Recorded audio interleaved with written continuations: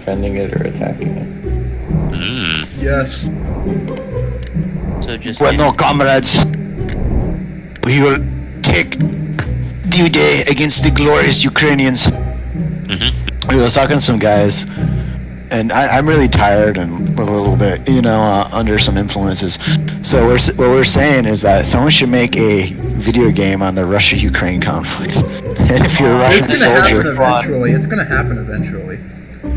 yeah, but wait, if you're in the Russian side, all you get is like paintball masks and like Another stalker Yeah, game, and you but stall with against nothing too. Ukraine. You have to buy all your equipment. Oh, you Like were in that Rust, squad, you right, just Barb? stall with a rock. Hey, so you remember Voltskuchi? yes, the people's pussy. Voltskuchi, yeah. Nah, but they're gonna eventually make a game on the Ukraine-Russia conflict, especially if it spirals into like World War III. It's definitely a COD game. Oh, they should make a making game that. about the China-Taiwan conflict. Even That if is it doesn't also happen, they gotta probably do gonna that. happen. China-Taiwan conflict would be fascinating. Although there's kind of inklings right now. I thought this was interesting. There's a theory that China might actually invade Russia instead, because there's some territory that Russia conquered from China back in the late 1800s. Yeah, but I right think now China versus Taiwan would be more interesting. Well, it's because it dragged the U.S. into it. Exactly. Yeah. And the population's about to collapse, so honestly, they just might do it to save face. I mean, China has such a big population, they don't even kill. Not for long. Population's collapsing, buddy. That's why they might do it. What's interesting is that if you watch that movie Red Dawn, the Chinese are actually on the American team doing that one.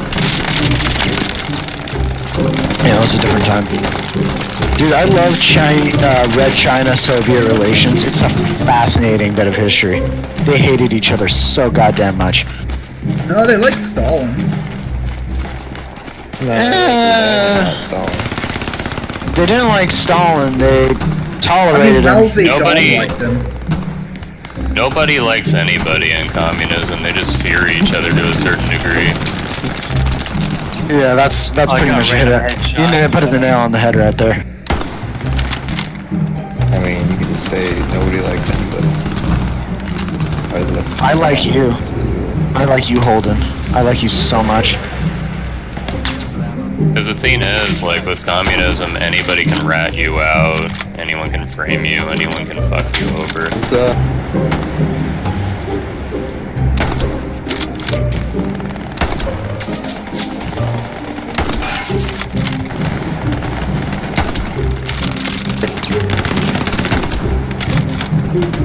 Like, it's a storm. If everybody storms, it works so goddamn well.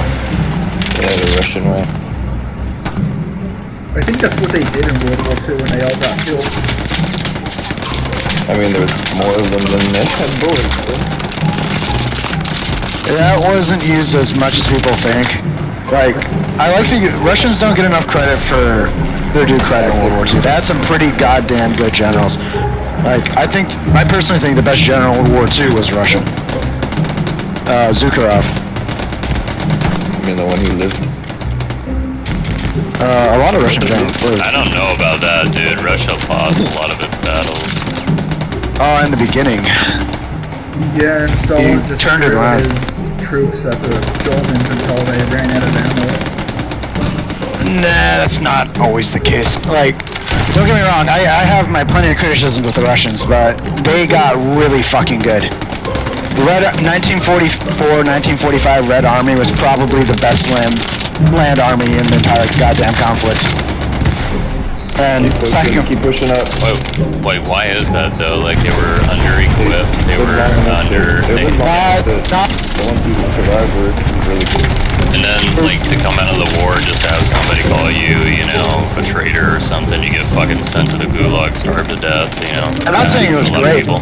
I'm not saying it was great. They were, like I said, I have plenty of criticisms, but I got to the very end of the objective.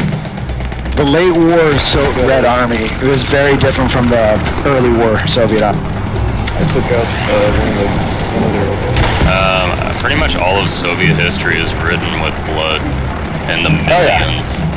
Oh, totally. Like, I'm not here to defend the Soviets and paint them out as good guys, but they were a lot more competent than people give them credit for in the late stages of the war.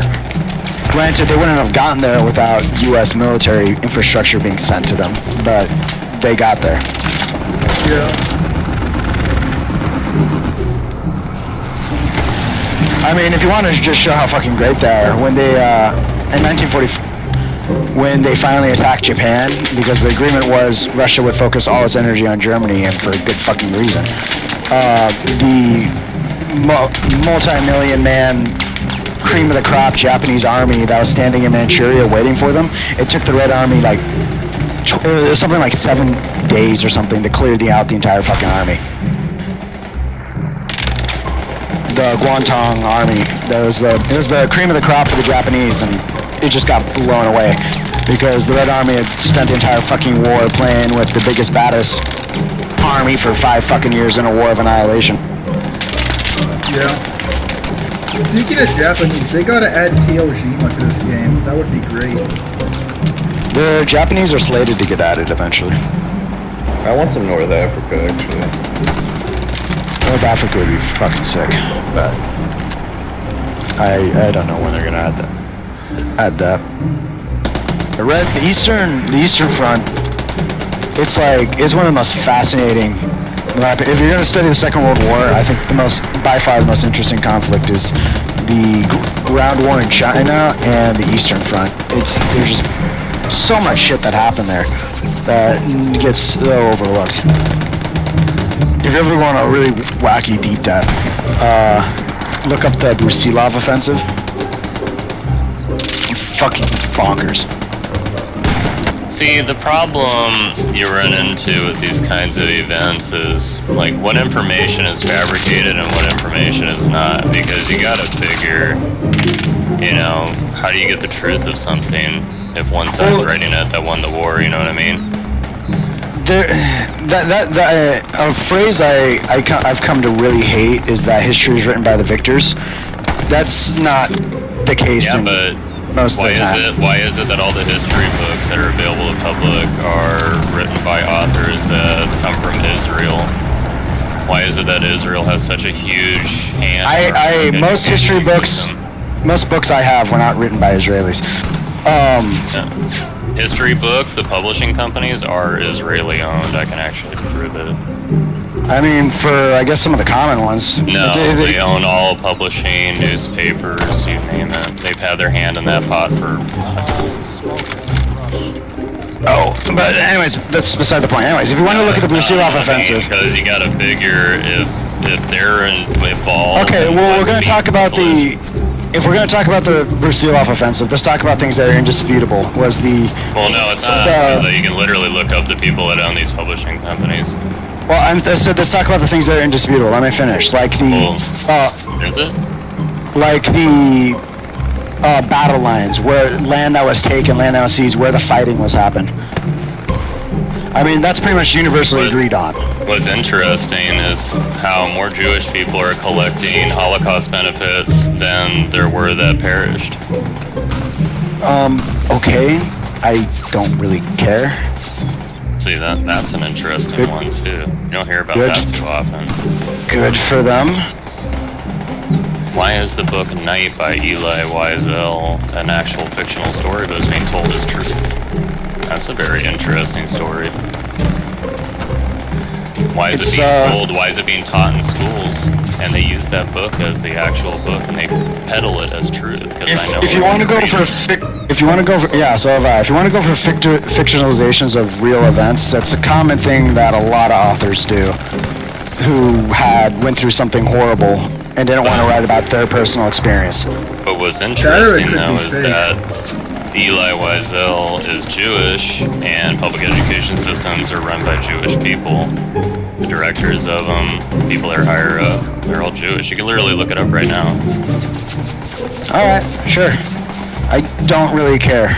But doesn't that what in the world did I walk into? Doesn't that make you curious where all the information comes from then?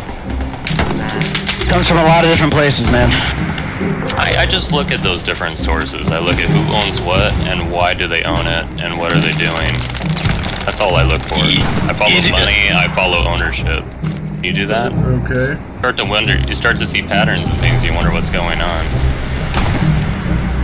Dude, I've had this conversation so many fucking times. It all goes the same goddamn way.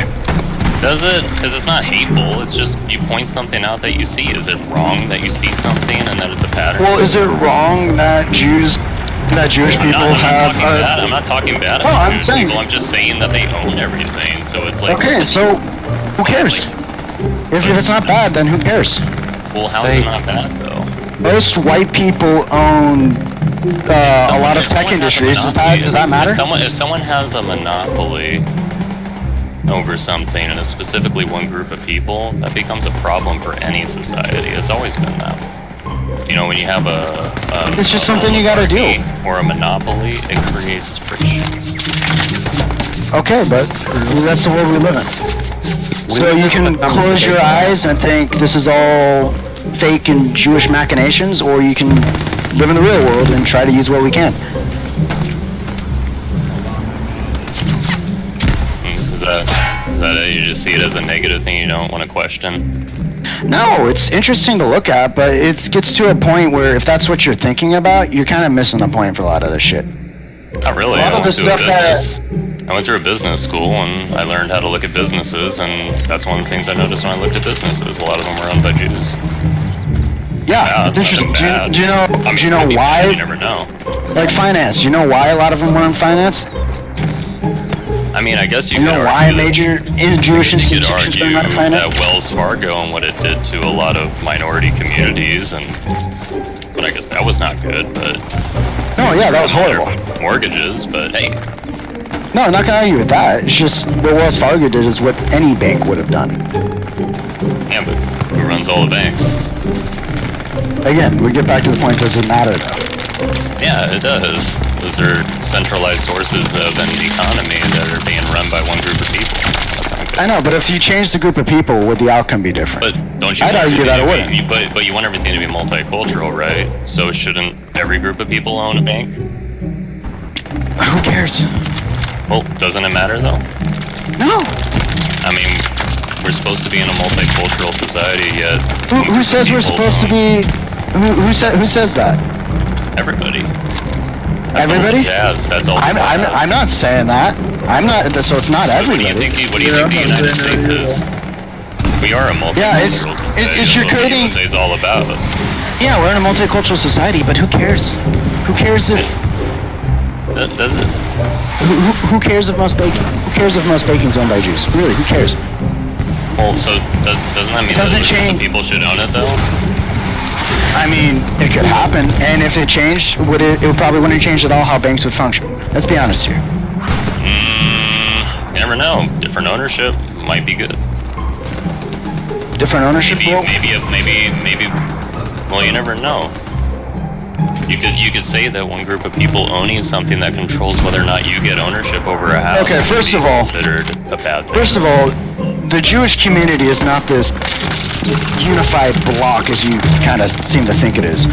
They're very ethnically diverse. They're very ethnically diverse and very differing in opinion. I mean, hell, just listen to two Jewish people argue. They argue about fucking everything because they don't agree on anything. They're just as divisive as everyone else because guess what? Jews are just as human as everybody else. They do the same shit as everybody else. But what I find interesting is that that's just one of the things you don't see equality in with them is letting other races utilize businesses in those fields. Like money is their thing and their thing only. Like you don't really see other races control that aspect. Do you know why? Okay, here's an interesting question for you. Do you even know why Jews are so prevalent in finance to begin with? Why's that? Do you not know? You should look into it. I'm not going to tell you since you probably won't believe anything I'm going to say. So you should go and you should look into it. I can tell you how it happened if you want. I don't think you'll. All right, what do you of it, but what do you think it is? because they didn't come across any They didn't come across any money until the Federal Reserve was created because they were very needy of that. And the people that were opposing of it were bankers as well. At the time, they weren't all Jewish. These bankers, these people were also filthy rich. Alright, this is a much older problem. This is the roots goes of... all the way back to the Federal Reserve, though. Think about it. No, The it goes- economy beforehand was based on commodities. It was commodity-backed currencies, and that's Okay, you're drawing... But banking has been around for thousands of years, first of all. The Jewish prevalency in banking was not invented with the Federal Reserve. It goes back a lot farther. This goes back to the Middle Ages when this whole thing happened. Banking goes back to the Dutch. They created banking. Modern day banking, you can argue, goes back to the Byzantines. It's a little more complicated. The official monetary systems that we use right now with money, like actual money, that was done by the Dutch. Sort of. They literally created the system. They didn't create it. They dusted off and improved on older models that are from failed states. But The banking as an system we currently institution, use today was done by the Dutch. it was augmented by the Dutch. I'm not talking about Rome or anything like that. Those are all No. different. The system of banking we use now wasn't invented by the Dutch. Dutch had a heavy influence on the current system of banking. That's the right way to say it. Did someone say Dutch? Because it wasn't like banking. There wasn't no banking, then Dutch come along magically banking. It was an evolving system, and the Dutch did have a pretty heavy influence on the evolution of that system. But they didn't create it. They influenced it and helped it evolve in a certain direction. But banking existed long before, and will exist long after. So you deny that Jews control most of the banking nowadays?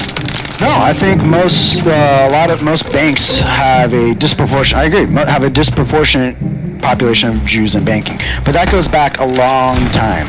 It goes back a long time because they were forced into the role. Goes back to the medieval ages, in the Middle Ages, because what happened is with banking, the Jews in Europe, they were forced into a lot of professions because of cultural segregation, which is really prevalent in Europe. A lot of them weren't allowed to be farmers. They were forced in isolated communities. A lot of manufacturing was barred from them. And this changed as time went by, but one of the few industries that they were allowed into was banking, because it was considered one of the lower filthy things to do. And so they got a disproportionate number of it, and they got very good at it, and they were the ones that morphed it into the big moneymaker that it was now, that it's become now. But that's where it's very old, and I like most things, these are all legacy systems that we continue to build on. The Jews getting into finance is not a Federal Reserve thing. It wasn't planned by anyone. It wasn't some scheme by everyone to put together. There's documented evidence to prove otherwise on that. Oh, I bet there are. Many presidents were against the Federal Reserve, Andrew Jackson being one of them. And they tried to push that for a while, and eventually what happened was... Look, I'm not here to argue if the Federal Reserve is a good idea or not. That's not the point of the conversation we're having It's here. not a good idea.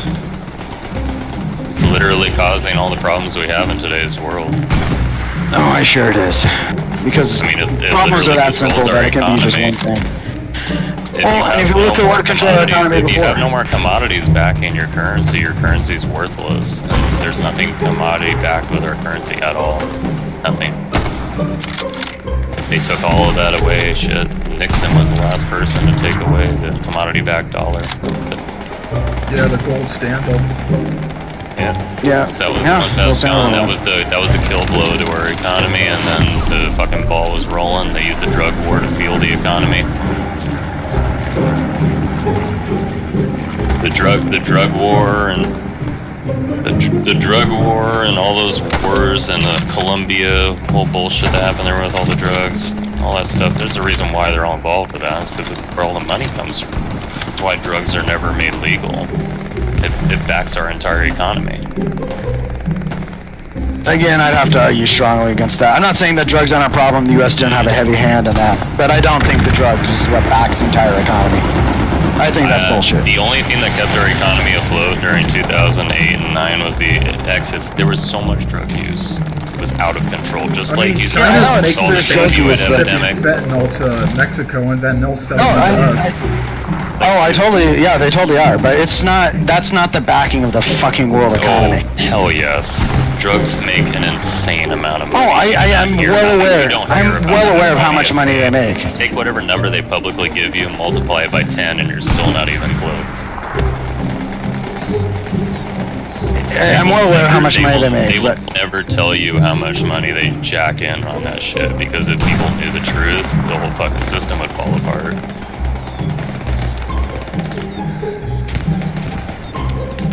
See, the bill's gonna come due soon, and the question the bill is, is what's gonna coming due right happen? now. The bill I is mean, coming just due look right at the now. inflation. That's all the evidence you need.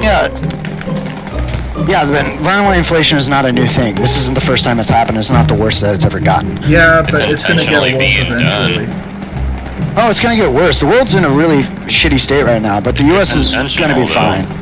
So then begs the question, so who runs the Federal Reserve, and why are they allowing this to happen? Why is the Federal Reserve a private entity that's not controlled by anybody but the people that are within its circle? Why do they not have to follow the laws of this country?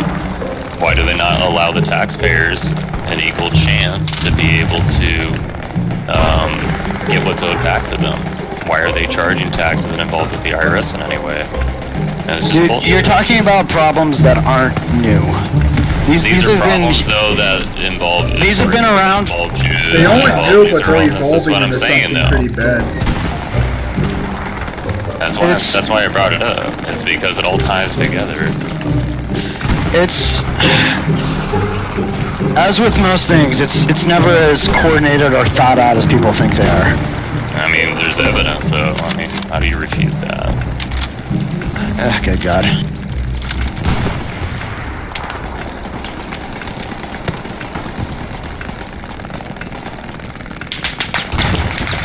You could simply just do a Google search right now. Who's the director